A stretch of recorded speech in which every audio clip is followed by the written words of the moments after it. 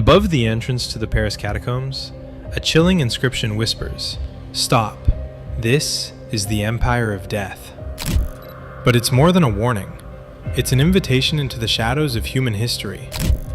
In the desert sands of Egypt, the Valley of the Kings still guards the restless souls of pharaohs who defied mortality itself. Beneath Alexandria, the catacombs of Shukhafa twist into a forgotten world, where gods of Egypt and Rome share the same tomb. Far below Naples, the catacombs of San Gennaro breathe with the silence of the plague, a place where candles once flickered beside mountains of the dead. In Rome, the catacombs of San Callisto stretch like veins beneath the earth, a city of martyrs who found peace only in darkness. And at Saqqara, Egypt's step pyramid of Djoser rises as the first stairway to eternity, built on secrets and maybe on sacrifice. Even in quiet English soil, the Black Death graves of Thornton Abbey whisper of despair. Families buried together as the world collapsed. Across the jungles of Cambodia, the killing fields still bleed with the ghosts of modern horror, where humanity buried not just bodies, but its own conscience.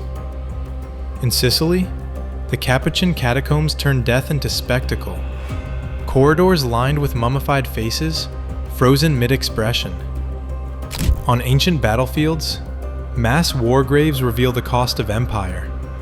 Bones tangled where honor and humanity were lost. And at last, beneath Paris itself, lies the catacombs, the true empire of death. 6 million souls arranged in eerie perfection, walls of skulls stretching farther than sight. This is the story of what humanity leaves behind.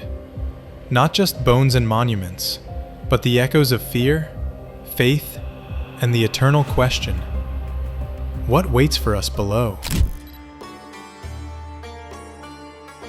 It begins, as so many stories of death do, with the pharaohs. Hidden deep in the cliffs of Luxor lies the Valley of the Kings, where ancient Egypt's greatest rulers prepared themselves for eternity. To step inside is to walk into a golden dream and a curse. Over 63 tombs are carved into the rock, each one an elaborate passage into the underworld.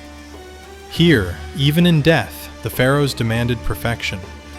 Murals of gods, chambers of treasure, and sarcophagi sealed for eternity. But when Howard Carter uncovered Tutankhamun's tomb in 1922, the world was reminded of the old curse. Death shall come on swift wings to him who disturbs the pharaoh's rest. Lord Carnarvon, Carter's patron, died shortly after the tomb's opening. A mosquito bite. Infection. Coincidence? Maybe. Yet for those who enter these tombs, the air itself feels heavy, as if the ancient gods still watch.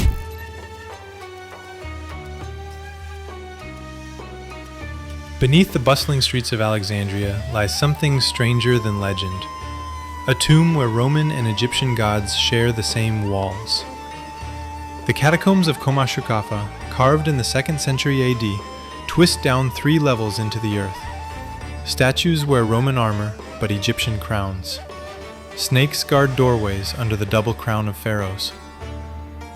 It's a place of cultural confusion and quiet dread. Deep within lies the Hall of Caracalla, where the bones of massacred soldiers and horses were discovered, thought to be victims of Emperor Caracalla's brutal purge in 215 AD. The silence here is unnatural. Water drips from ceilings. Shadows move in torchlight. This is not just a burial, it's a meeting of worlds, where ancient Egypt, Rome, and death itself share a single, suffocating space.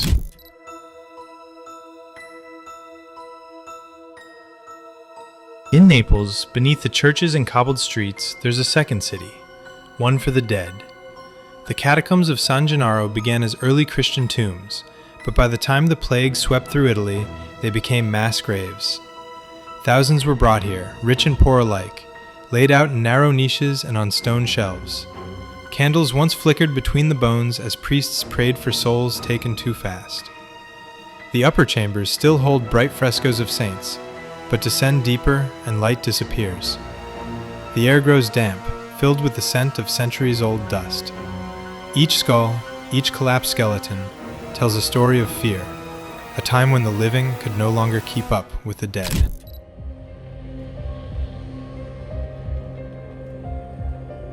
Rome hides its darkest heart underground.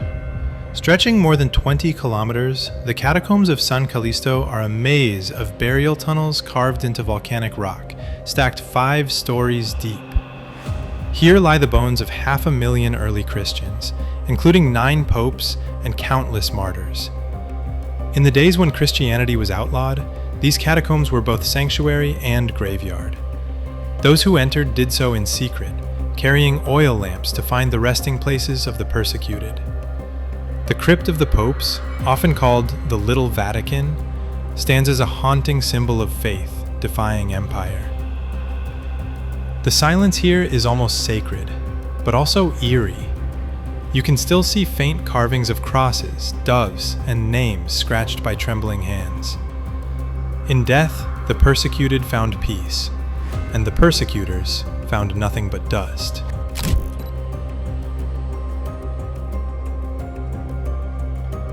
Before the Great Pyramids of Giza, there was Djoser's Step Pyramid, the first of its kind and possibly the first to be built on the blood of others. Constructed around 2630 BCE, this monumental tomb rose above the desert like a stairway to the heavens. But below it lay over 11 kilometers of tunnels, chambers, and sealed rooms for the pharaoh's afterlife.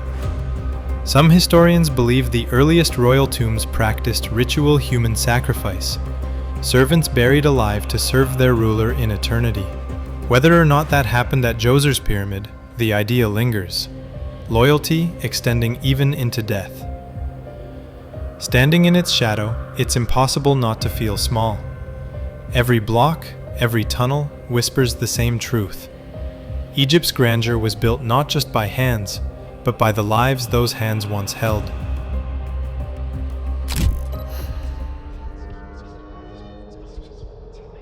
Death didn't care for kings or peasants during the Black Death.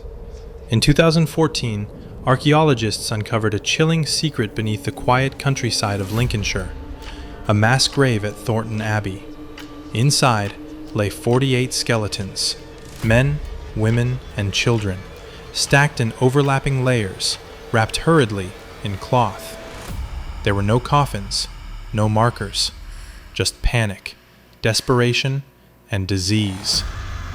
The plague had reached even the smallest villages, turning farmland into cemeteries overnight. Yet among the horror, there's tenderness too.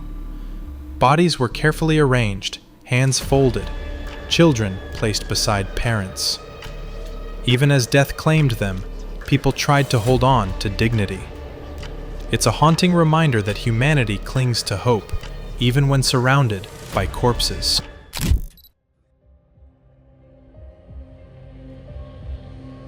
Some burial grounds are ancient, others are heartbreakingly modern.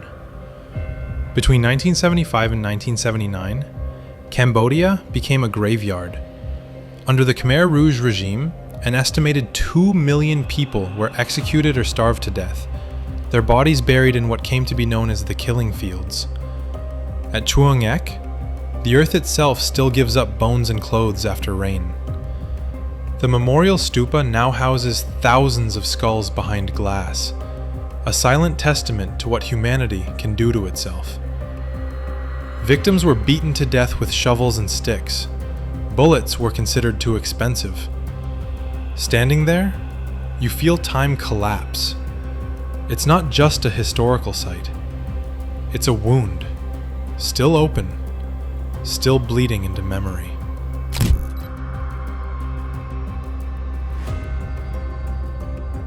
Imagine descending a staircase and finding thousands of mummified bodies staring back at you. That's the Capuchin Catacombs of Palermo, where the dead are not hidden, they're displayed. From the 16th to early 20th centuries, monks and wealthy citizens were preserved, dressed, and hung along the walls. Some stand upright in their Sunday clothes, others lie in niches, their faces frozen in eternal sleep. The most famous is Rosalia Lombardo, a 2-year-old girl who died in 1920. Her preservation is so perfect that she still looks asleep. Golden curls, soft skin, even her eyelashes intact. Occasionally, her eyes appear to open and close, a trick of light, they say, but one that sends chills down every visitor's spine. These halls are a portrait gallery of death, dignified, horrifying, and heartbreakingly human.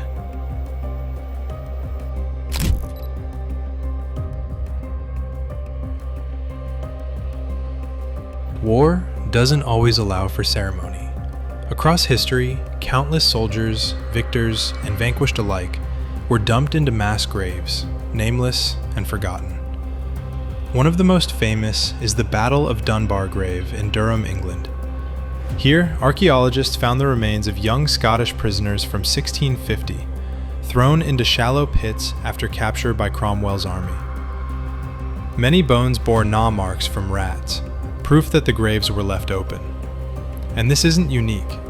From the plague of Athens to ancient Greek war burials, mass graves show the same pattern: chaos, haste, and heartbreak. They're not built out of reverence, but necessity. The moment when humanity gives up on ritual and simply tries to hide the dead.